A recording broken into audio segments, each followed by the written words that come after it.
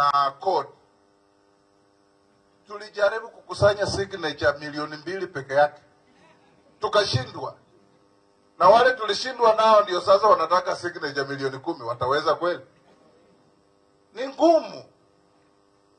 Mtu anakuwa unamwambia andika, weka signature hapo, unapata wakienda kukagua amechora hapo ng'ombe.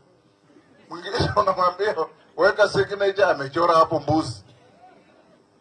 Zote zinaambiwa invalid, invalid, invalid. Mambo inakuishia hapo.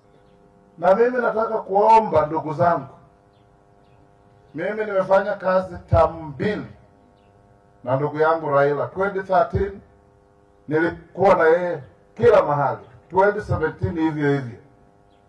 Lakini nataka niulize Ochieng, sasa kama tukisema maandamano ni haki ya kila mtu, lakini ukiangalia Bondo inachomeka, Siaya inachomeka, Migori inachomeka, Kisumu inachomeka, Ahero inachomeka, Kakamega hapo Mbale kwenda mpaka Webuye watu wanafanya biashara zao.